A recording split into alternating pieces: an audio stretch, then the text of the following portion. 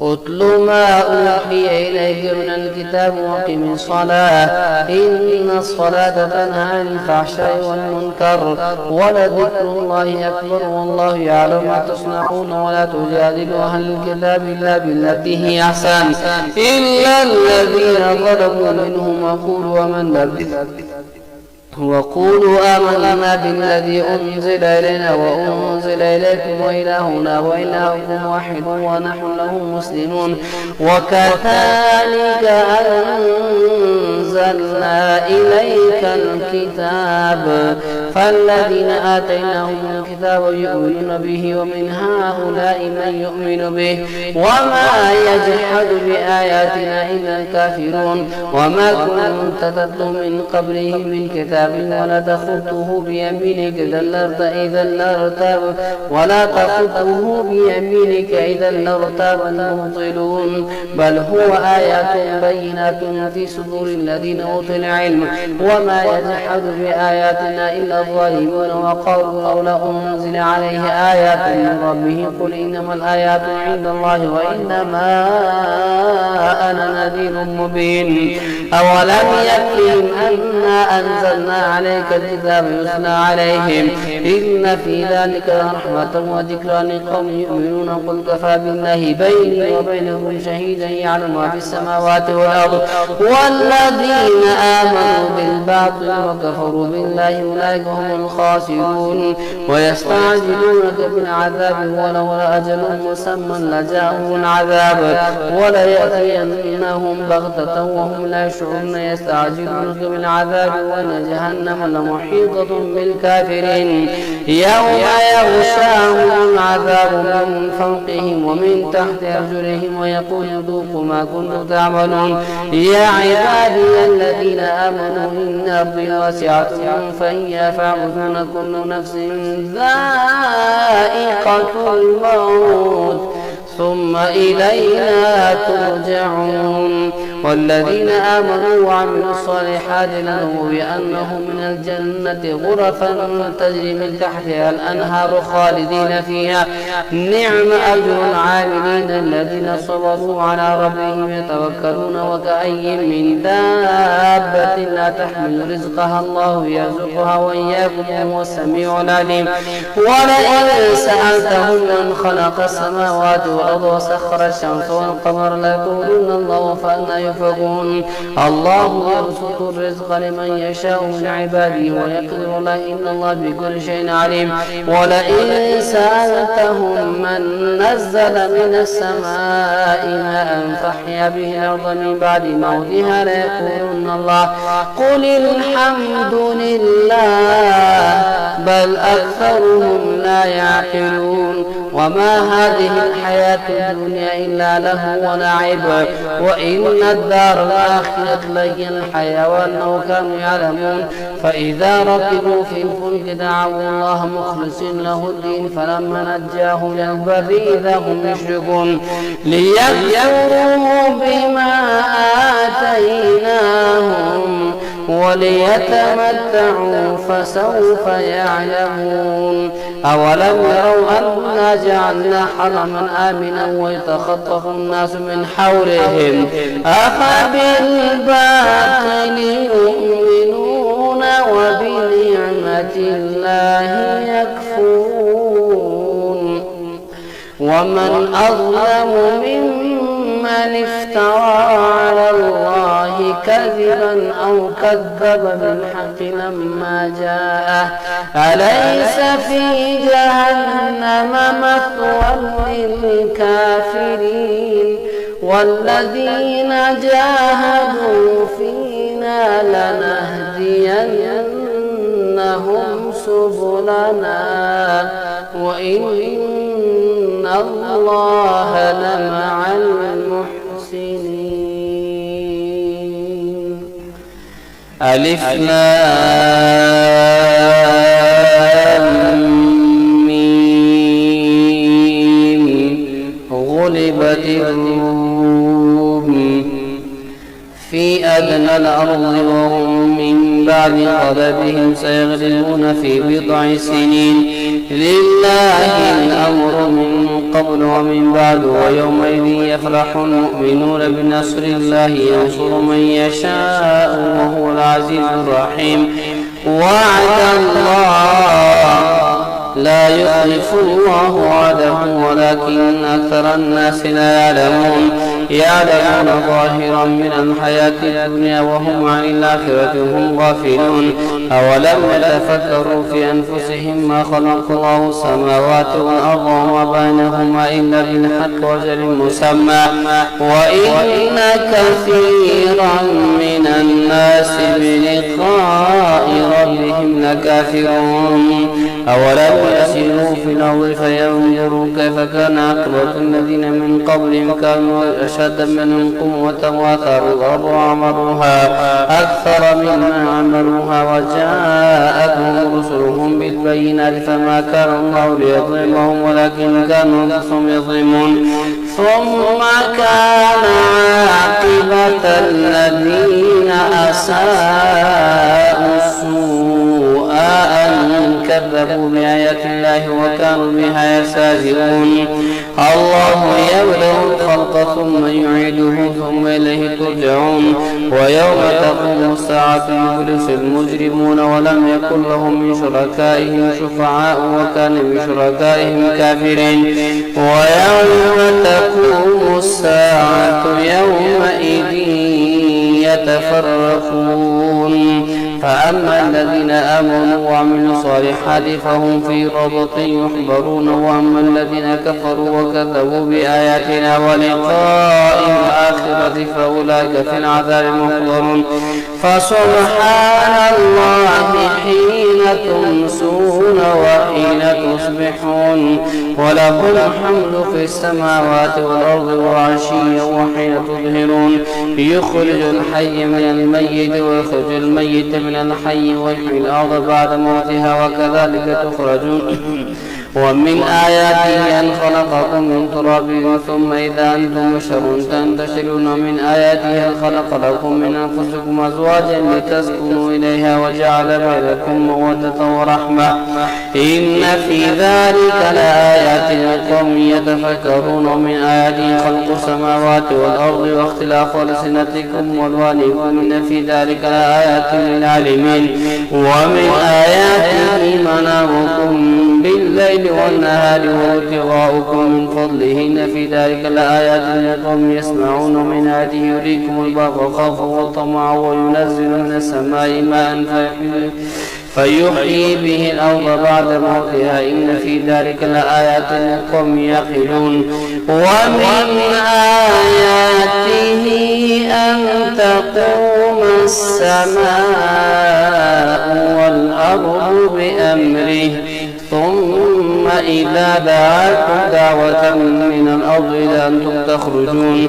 وله من في السماوات والأرض كل له قانتون وهو الذي يبدأ الخلق ثم يعيده وهو أهون عليه. وله المثل الأعلى في السماوات والأرض وهو العزيز الحكيم. ضرب لكم مثلا من أنفسكم هل لكم مما ملكت أيمانكم من شركاء فيما رزقناكم فأنتم فيه سواء تخافونهم كخيفتكم أنفسكم كذلك نفصل الآيات لقوم يعقلون. بل اتبع الذين ظلموا أهواءهم بغير علم فمن يهدي من أضل الله وما لهم من نصير. فاقم وجهك للدين حنيفا فطرة الله التي فطر الناس عليها لا تبديل لخلق الله ذلك الدين القيم ولكن أكثر الناس لا يعلمون. منيبين إليه واتقوه وأقيموا الصلاة ولا تكونوا من المشركين من الذين فرقوا دينهم وكانوا شيعا كل حزب بما لديهم فرحون. وإذا مس الناس ضر دعوا ربهم منيبين إليه ثم إذا ذاقهم منه رحمة إذا فريق منهم بربهم يشركون ليكفروا بما آتيناهم لهم فتمتعوا فسوف تعلمون أم أنزلنا عليهم سلطانا فهو يتكلم بما كانوا به يشركون وإذا أذقنا الناس رحمة فرحوا بها وتصبهم سيئة بما قدمت أيديهم إذا هم يقنطون أولم يروا أن الله يبسط الرزق لمن يشاء ويقدر إن في ذلك لآيات لقوم يؤمنون فآت ذا القربى حقه والمسكين وابن السبيل ذلك خير للذين يريدون وجه الله وأولئك هم المفلحون وما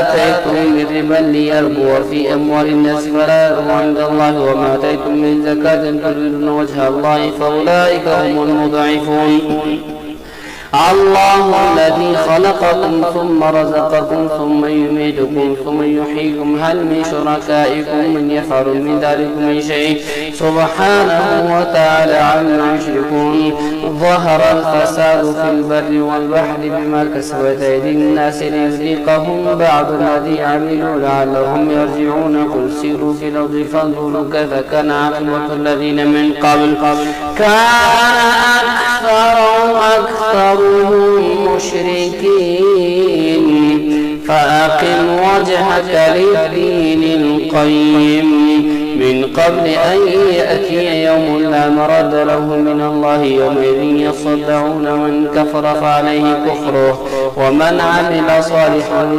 فلأنفسهم يمهدون ليجزي الذين آمنوا وعملوا الصالحات من فضله إنه لا يحب الكافرين ومن آياته أن يرسل الرياح مبشرات وليذيقكم من رحمته ولتجري الفلك بأمره ولتبتغوا من فضله ولعلكم تشكرون ولقد أرسلنا من قبلك رسلا إلى قومهم فجاءوهم بالبينات فانتقمنا من الذين أجرموا وكان حقا علينا نصر المؤمنين الله الذي يرسل الرياح فتثير سحابا فيبسطه في السماء كيف يشاء ويجعله كسفا فترى الودق يخرج من خلاله فإذا أصاب به من يشاء من عباده إذا هم يستبشرون وإن كانوا من قبل أن ينزل عليهم من قبله لمبلسين فانظر إلى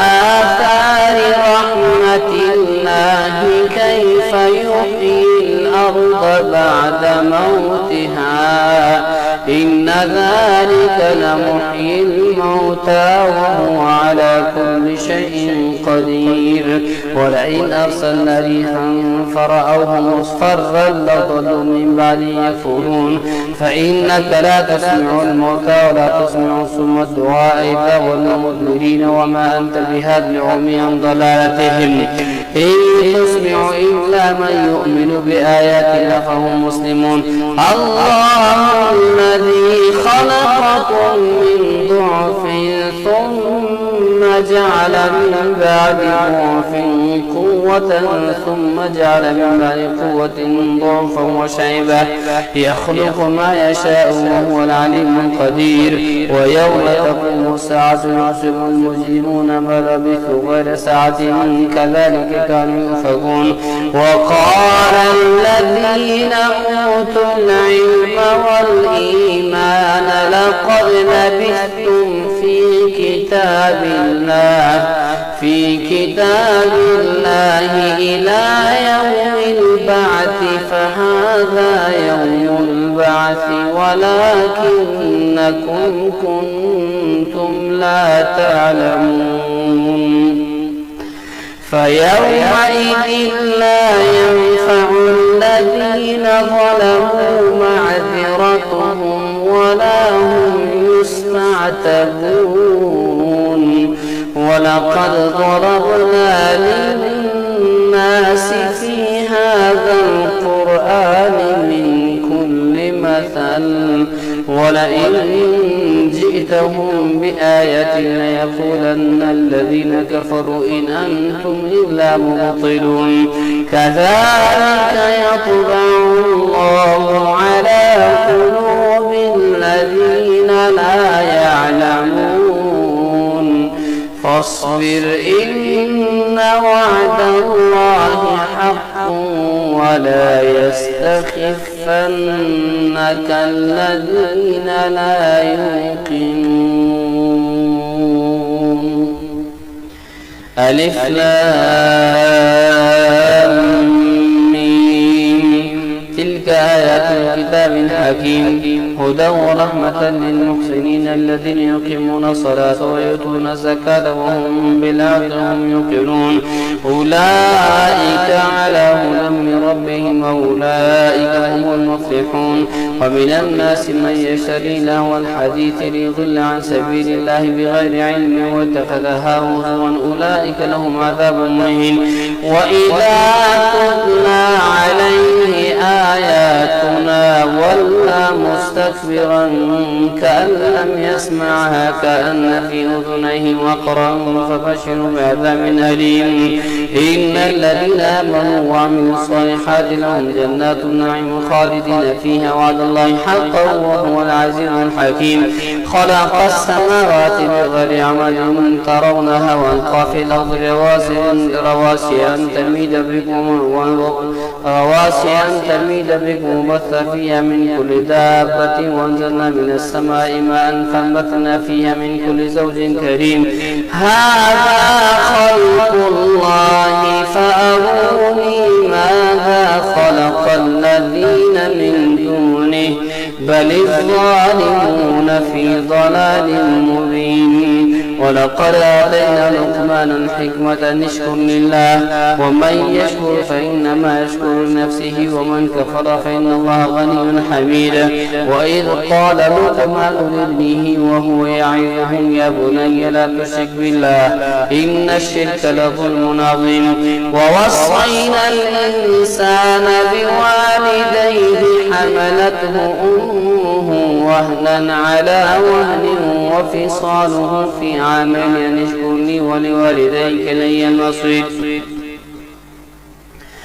وإن جاهداك على أن تشرك بما ليس لك به علم فلا تطعهما وصاحبهما في الدنيا معروفا واتبع سبيل من أناب إلي ثم إلي مرجعكم فأنبئكم بما كنتم تعملون.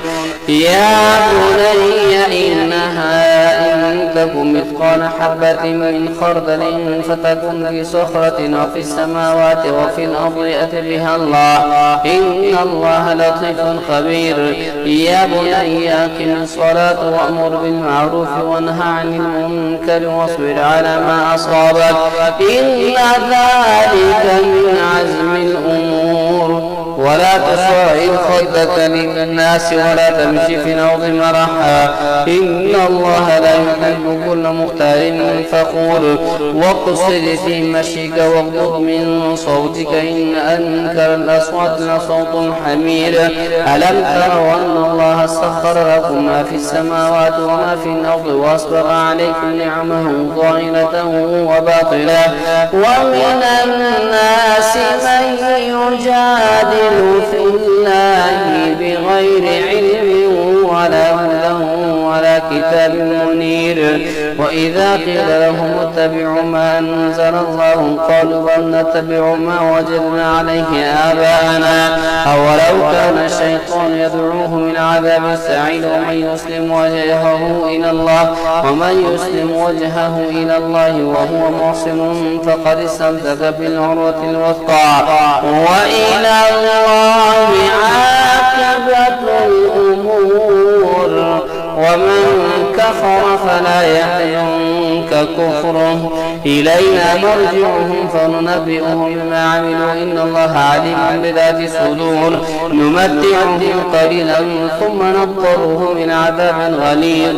ولئن سألتهم من خلق السماوات والأرض يقولون الله قل الحمد لله بل أكثرهم لا يعلمون. لله ما في السماوات والأرض إن الله هو الغني الحميد.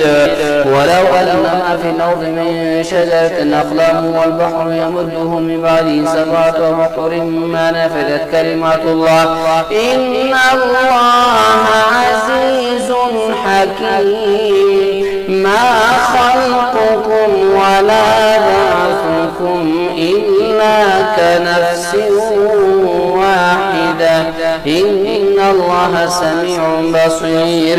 ألم تر أن الله يولج الليل في النهار ويولج النهار في الليل وسخر الشمس والقمر كل يجري إلى أجل مسمى وأن الله ما تعملون خبير. ذلك بأن الله هو الحق وأن ما يدعون من دونه الباطل وأن الله هو العلي الكبير.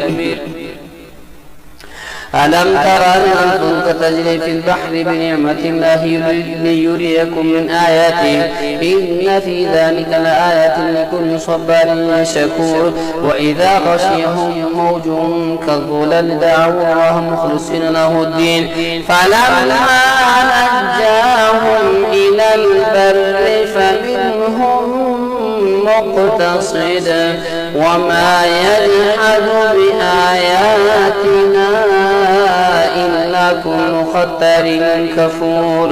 يا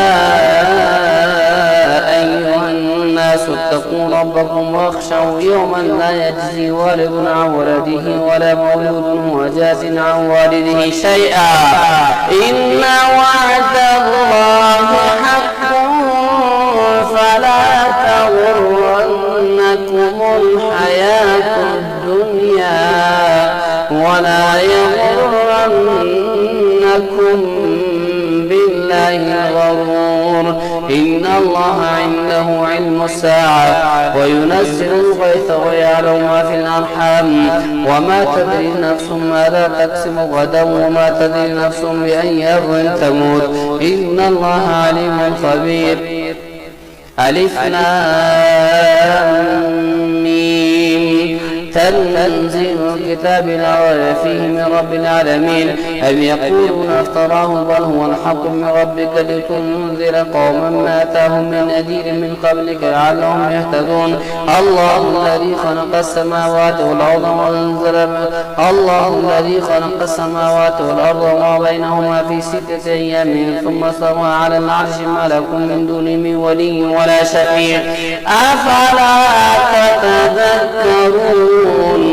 يدبر الأمر من السماء إلى الأرض ثم يعرج إليه في يوم كان مقداره 1000 سنة مما تعدون.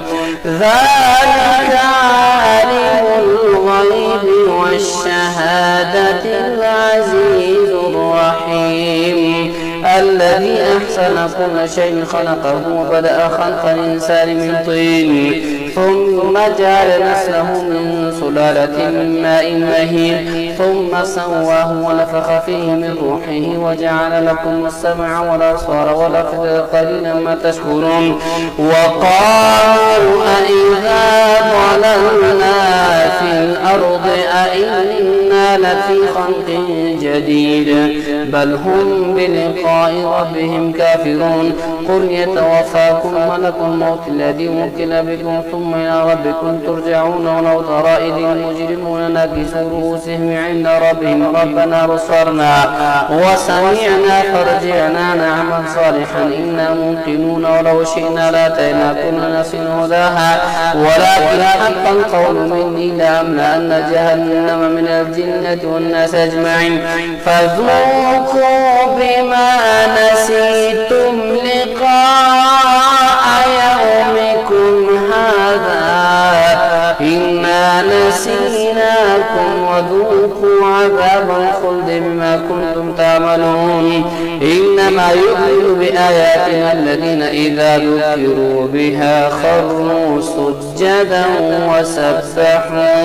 وسبحوا بحمد ربهم وهم لا يستكبرون. تتجافى جنوبهم عن المضاجع يدعون ربهم خوفا وطمعا ومما رزقناهم ينفقون فلا تعلم نفس ما أخفي لهم من قرة أعين جزاء بما كانوا يعملون. أفمن كان مؤمنا كمن كان فاسقا لا يستوون. أما الذين آمنوا وعملوا الصالحات فلهم جنات المأوى نزلا بما كانوا يعملون.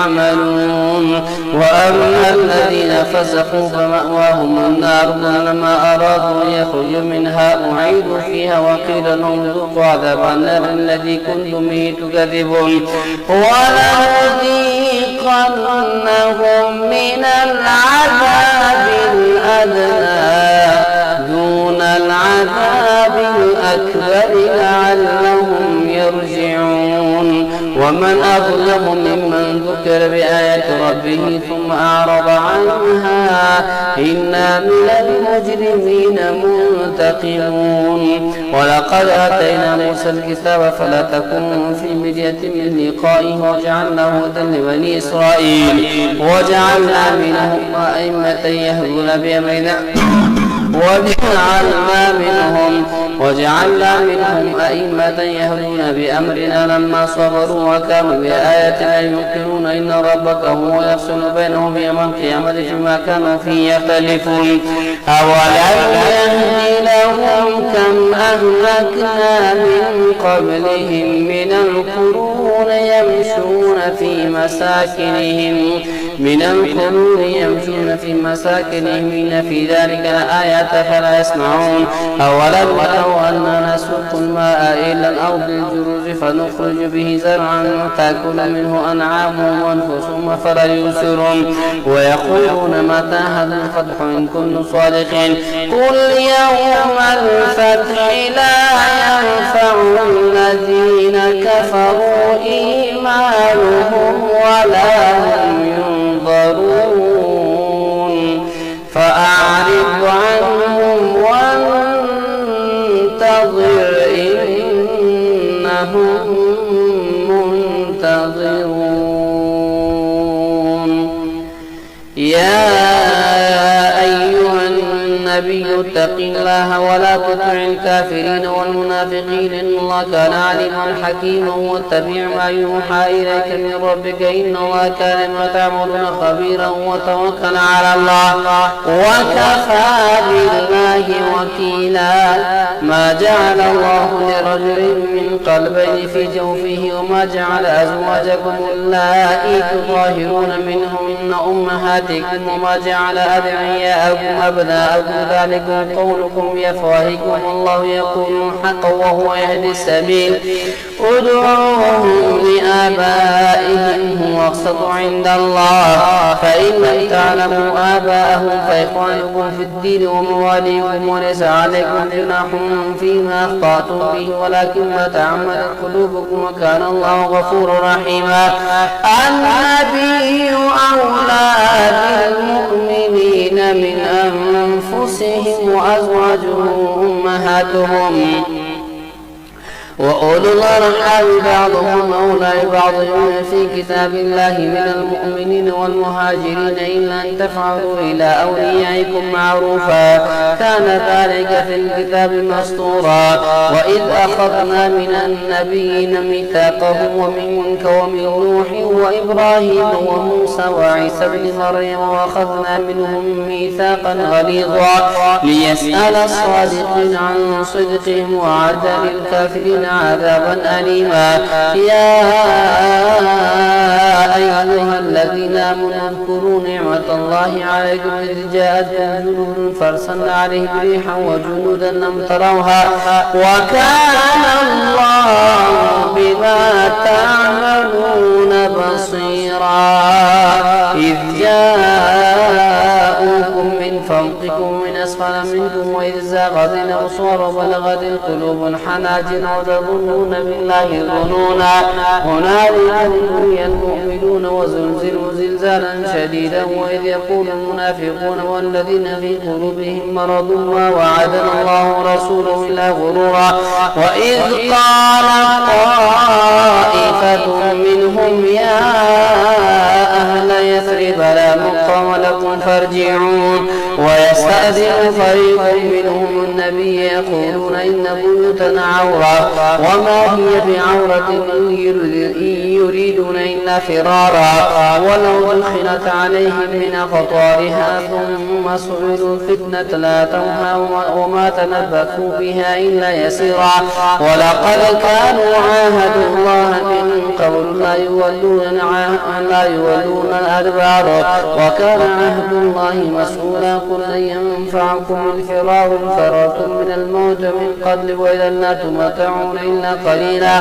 قل من ذا الذي يعصمكم من الله إن أراد بكم سوءا أو أراد بكم رحمة ولا يجدون لهم من دون الله وليا ولا نصيرا. قد يعلم الله المعوقين منكم والقائلين لإخوانهم هلم إلينا ولا يأتون البأس إلا قليلا أشحة عليكم فإذا جاء الخوف رأيتهم ينظرون إليك تدور أعينهم كالذي يغشى عليه من الموت فإذا ذهب الخوف سلقوكم بألسنة حداد أشحة على الخير أولئك لم يؤمنوا فأحبط الله أعمالهم وكان ذلك على الله يسيرا. يحسبون الأحزاب لم يذهبوا وإن يأتي الأحزاب يودون أنهم بادون في الأعراب يسألون عن أنبائكم ولو كانوا فيكم ما قاتلوا إلا قليلا. لقد كان لكم في رسول الله أسوة حسنة لمن كان يرجو الله واليوم الآخر وذكر الله كثيرا. ولما رأى المؤمنون الأحزاب قالوا هذا ما وعدنا الله ورسوله وصدق الله ورسوله وما زالهم إلا إيمانا وتسليما من المؤمنين رجال صدقوا ما عاهدوا الله عليه فمنهم من قضى نحبه ومنهم من ينتظر وما بدلوا تبديلا. ليجزي الله الصادقين بصدقهم ويعذب المنافقين إن شاء أو يتوب عليهم إن الله كان غفورا رحيما. ورد الله الذين كفروا بغيظهم لم ينالوا خيرا وكفى الله المؤمنين القتال وكان الله قويا عزيزا. وأنزل الذين ظاهروهم من أهل الكتاب من صياصيهم وقذف في قلوبهم الرعب فريقا تقتلون وتأسرون فريقا وأورثكم أرضهم وديارهم وأموالهم وأرضا لم تطئوها وكان الله على كل شيء قديرا. يا أيها النبي قل لأزواجك إن كنتن تردن الحياة الدنيا وزينتها فتعالين أمتعكن وأسرحكن سراحا جميلا. وإن كنتن تردن الله ورسوله والدار الآخرة فإن الله أعد للمحسنات منكن أجرا عظيما. يا نساء النبي من يأتي منكن بفاحشة مبينة يضاعف لها العذاب ضعفين وكان ذلك على الله يسيرا.